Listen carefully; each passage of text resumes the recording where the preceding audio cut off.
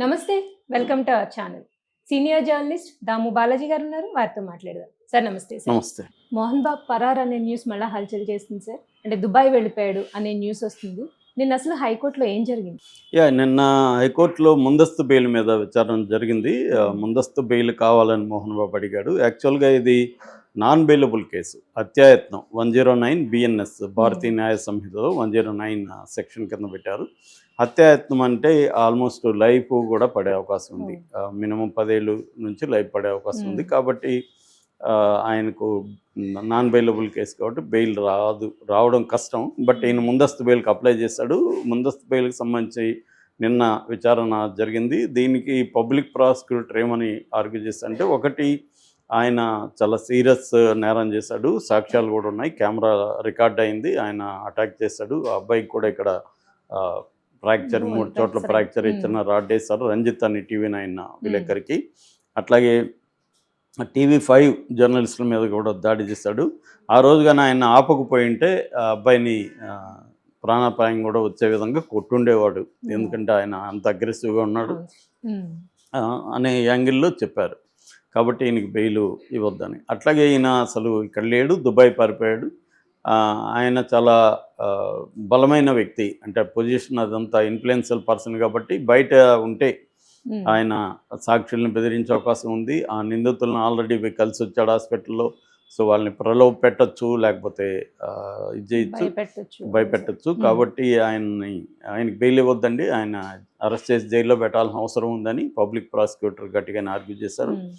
అట్లాగే మోహన్ బాబు తరపున రవిచంద్ర అని ఒక అడ్వకేట్, ఆయన ఏమన్నారంటే, ఆయన కొట్టాలని లేదు, వీళ్ళయి ఆయన ఇంట్లోకి వెళ్ళి రవస్ చేశారు.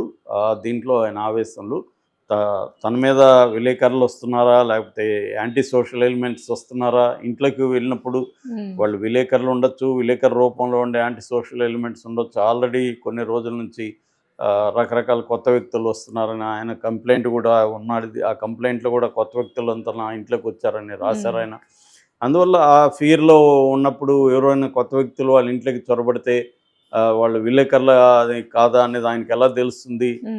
దీంట్లో నుంచి ఆయన తను తాను డిఫెన్స్ కోసం చేసిన పని తప్ప అదేమి హత్య చేయాలని ఆయనకేమి ఉంటుంది, వాళ్ళ మీద వాళ్ళు ఎవరూ తెలియదు ఆయనకి, వాళ్ళని హత్య చేయాల్సిన అవసరం ఆయనకే ఉంటుంది అన్న యాంగిల్ నుంచి వాళ్ళు ఆర్గ్యూ చేశారు. అట్లాగే ఆయన ఒకసారి విషయం అర్థమైనాక, ఆయనకి మనం కొట్టింది విలేకరు అని అర్థమైనాక ఆయన పబ్లిక్గా క్షమాపణ చెప్పడంతో పాటు హాస్పిటల్కి వెళ్ళి ఆ రంజిత్ని కలిశాడు. వాళ్ళ హాస్పిటల్లో ఖర్చులు కానీ మిగతా తాను చూసుకుంటాను, నాకు తమ్ముళ్ళు అంటోడు, నాకు ఆ రోజు ఏం జరిగిందో కూడా గుర్తులేదు, అలాగా అంటే ఆవేశం ఉంది, అంటే రకరకాల వ్యక్తులు ఇంట్లోకి వస్తున్నారు అన్న దాంతో చేసాను తప్ప నాకేమేమి, నేను ముందు నుంచి కూడా మీడియా అంటే రెస్పెక్ట్ ఉంది నాకు అని ఆయన ఆర్గ్యూ చేసినట్టుగా ఏం చేశాడు. అట్లాగే ఆయన దుబాయ్కి వెళ్ళలేదు, ఎక్కడికి వెళ్ళలేదు, ఇంట్లో ఉన్నాడు. Is a law abiding citizen.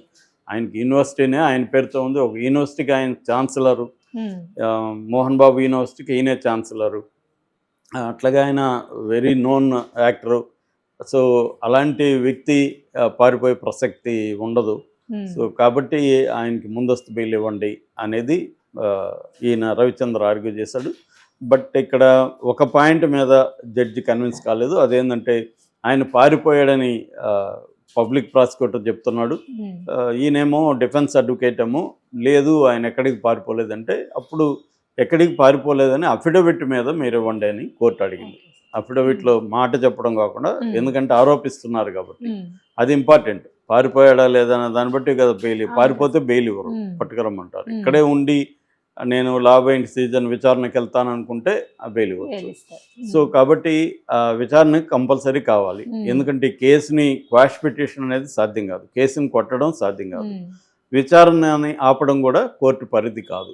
పోలీసులు ఒక నేరం జరిగినప్పుడు పోలీసులు విచారణ జరపాల్సిన అవసరం ఉంటుంది, దాన్ని మేము అడ్డుకోము. కాబట్టి బెయిల్ ఇవ్వాలంటే ఆయన ఇక్కడ ఉన్నాడా లేదా అనేది ముందు తేల్చండి, దానికి అఫిడవిట్ వేయండి అని మండేకి పోస్ట్ పోన్ చేశారు. సో మండే మోహన్ బాబు ఇక్కడే ఉండాలని అఫిడవిట్ వేయాలంటే నిజంగా మోహన్ బాబు ఇక్కడ ఉంటేనే వేయాలి. కానీ పోలీసులు దానికి ఇంకొకటి కూడా అడిగారు డిఫెన్స్ అడ్వకేట్, అయితే మండే వరకు అరెస్ట్ చేయొద్దని చెప్పండి, ఎందుకంటే మండే లోపలే వాళ్ళు అరెస్ట్ చేస్తే వాళ్ళు మామూలుగానే లాస్ట్ వీక్ 13వ తేదీ ఫ్రైడే అరెస్ట్ చేశారు.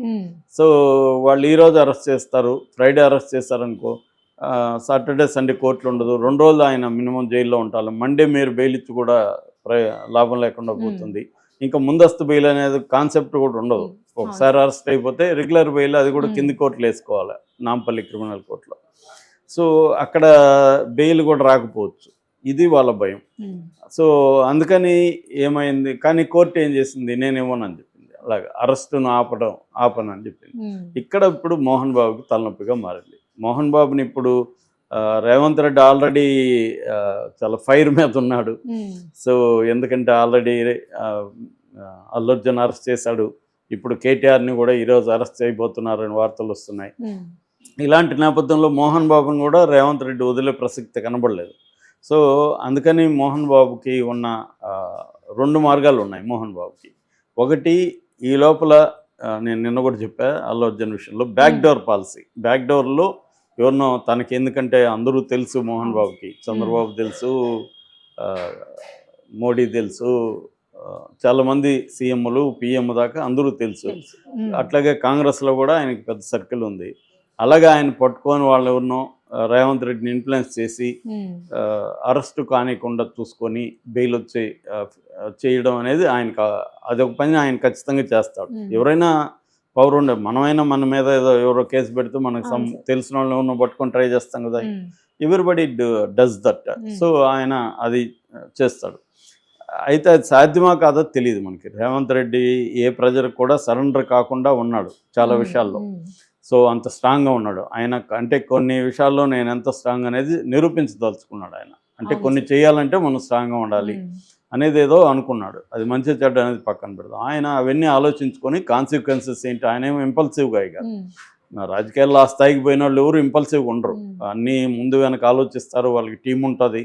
అవన్నీ కాన్సిక్వెన్సెస్ ఏముంటాయి, ఒక 10 ఎత్తులు ముందుగా ఆలోచించుకొని దానికి ప్రిపేర్ అయ్యి, ఏంటంటే మీరు లెఫ్ట్కి వెళ్ళినా నష్టం ఉండొచ్చు, రైట్కి వెళ్ళినా నష్టం ఉండొచ్చు, ఎటు వెళ్తే ఎంత నష్టం అవన్నీ బేరేజ్ చేసుకొని నిర్ణయాలు తీసుకుంటారు.